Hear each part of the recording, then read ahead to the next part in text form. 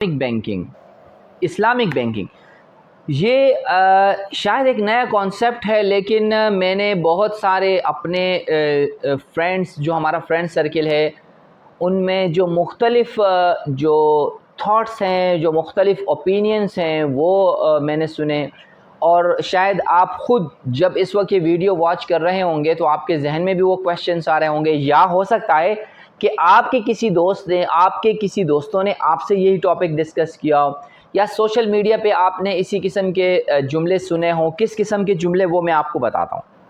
अगर कोई टॉपिक, कोई बात आती है, कोई इस्लामिक बैंकिंग पे बात करता है, तो वो सबसे पहले कहते हैं कि भाई इस्लामिक बैंकिंग क्या है, इस्लामिक बैंकिंग सेम है जो कन्वेंशनल बैंकिंग है, बस नाम चेंज कर दिया है इस्लामिक बैंकिंग। बता पाऊँ कि यार इस्लामिक बैंकिंग आखिर कैसे डिफरेंट है हमारी जो कन्वेंशनल बैंकिंग है या जो दूसरी आम नॉर्मल बैंकिंग है। सबसे पहले मैं आपको थोड़ा सा बताना चाह रहा हूँ किस तरह के हमें सेंटेंसेस सुनने को मिलते हैं। हराम चीज़ को जो है ना बिस्मिल्लाह पढ़ के इस्तेमाल करना, ये है भाई इस्लामिक बैंकिंग। अच्छा, कुछ दोस्त हमारे कहते हैं भाई ये सब टोपी ड्रामा है, कोई इस्लामिक नहीं है, बस वही है, उसको नाम इस्लामी दे दिया और बैंकिंग का बैंकिंग सेम ही रहता है। अच्छा, कुछ जो थोड़े पढ़े लिखे लोग होते हैं, बोलते हैं भाई क्या है यार, आपने इस्लामिक बैंकिंग का जो प्रॉफिट का नाम दिया है वो असल में कन्वेंशनल बैंकिंग में उसको सूद कहते हैं, उसको इंटरेस्ट कहते हैं। अच्छा, कुछ और जो थोड़े इंटेलिजेंट पढ़े लिखे होते हैं, उन बोलते हैं भाई कुछ भी कर लो, आपका जो सेंट्रल बैंक है तो उसमें तो वही जो कन्वेंशनल बैंकिंग का सिस्टम है वही चल रहा है, तो आप कैसे इस्लामिक बैंकिंग की बात करते हैं। अच्छा, अब मैंने ख़ुद भी कुछ वीडियोस देखी और बड़े अच्छा एक स्पीकर ने बात की कि देखें, जब कुफ़ारे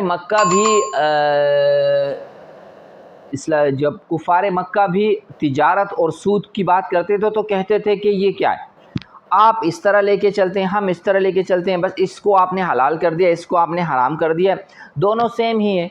आप जो बिज़नेस कर रहे हैं और हम जो सूद का बिज़नेस कर रहे हैं, तो तिजारत और सूद तो दोनों एक जैसे हैं, इनमें कोई फ़र्क नहीं है, तो आपने क्यों जो है ना इसको जो है ना हलाल कर दिया, इसको हराम कर दिया है।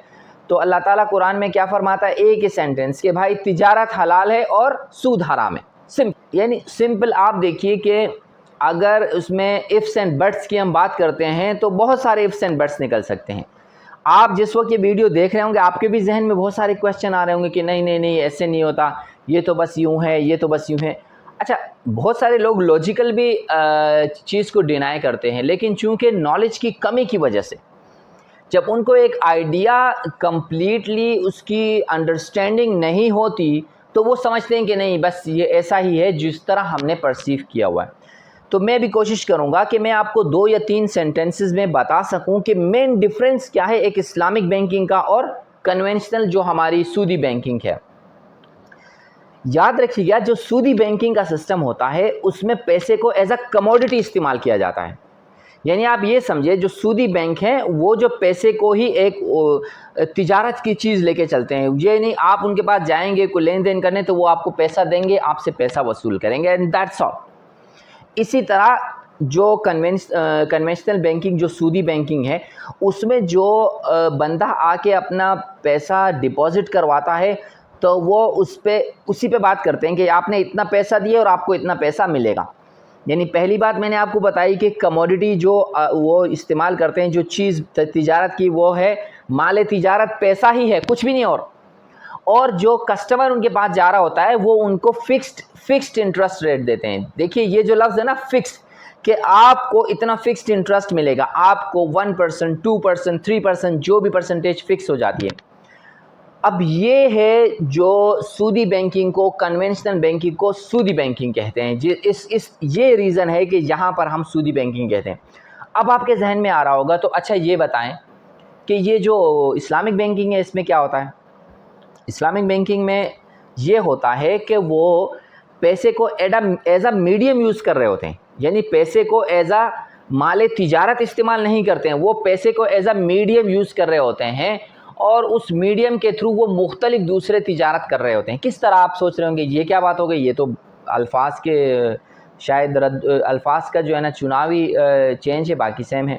नहीं, मैं आपको भी समझाने की कोशिश करता हूँ। देखिए, आपका जो इस्लामिक बैंकिंग होता है, चूँकि दुनिया पैसे पे चल रही है, तो चूँकि दुनिया पैसे पे चल रही है तो पैसे के बगैर तो कुछ नहीं होने वाला।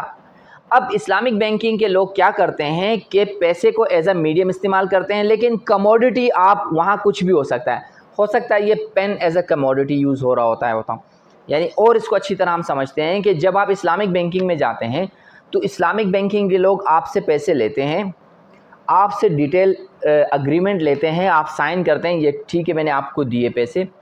अब वो ये पैसे लेने के बाद वो क्या करते हैं, वो किसी भी बिज़नेस में ख़ुद से इन्वेस्ट करते हैं। यानी कि इस्लामिक बैंकिंग के अंदर इन्वेस्टर बैठे होते हैं, वो ख़ुद से इन्वेस्ट करते हैं। यानी मैं आपको मसलन बता देता हूँ, यानी मैंने पैसा डिपॉज़िट करवाया, अब इस्लामिक बैंकिंग पे एक और कस्टमर आता है, वो कहता है कि मुझे घर बनवाना है या मुझे घर ख़रीदना है।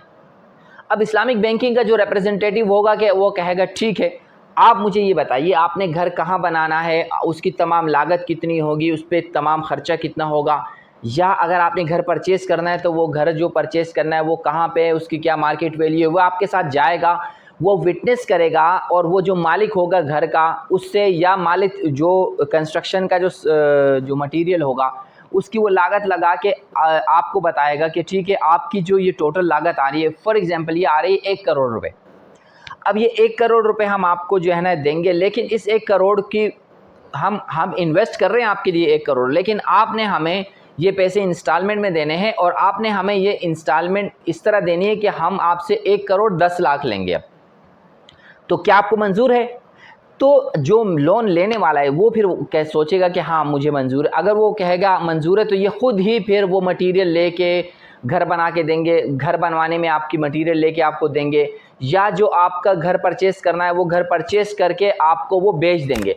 वो किस्म का बेच देंगे, वो तिजारत होगी। देखें हम तिजारत क्या करते हैं कि एक बंदा सब्ज़ी मंडी में जाता है, वहाँ से कोई फ्रूट उठाता है, यानी फॉर एग्ज़ाम्पल वो 100 रुपये फ्रूट उठाता है किलो, लेकिन दूसरी किसी मोहल्ले में जाके जब वो बेचता है तो फिर वो 100 रुपये का नहीं बेचता, वो 110 रुपये का बेचता है। इसी तरह देखें अब क्या हुआ, यहाँ पे आपको समझ में आ रहा होगा कि जो मीडियम है पैसे को एज अ मीडियम यूज़ कर रहे होते हैं, और जो बिज़नेस है उसको एज अ बिज़नेस यूज़ कर रहे होते हैं। इसी तरह आप कार की बात कर लेते हैं। कार आपने परचेज़ करना है जिसको ऑटो लोन कहते हैं। कन्वेंशनल बैंक क्या करता है, आपको पैसे दे देता है कि भाई ये आप पैसे लीजिए, आपको गाड़ी खरीदनी है, आपको बाइक खरीदना है, आपको कुछ भी खरीदना है आप ले लीजिए, कहीं से भी खरीदना ले लीजिए, आपको हम इतने पैसे दे रहे हैं, आपने हमें फ़िक्स इतनी इंस्टॉलमेंट देनी है, और ये इस पे इतना इंटरेस्ट है, फ़िक्स्ड इंटरेस्ट।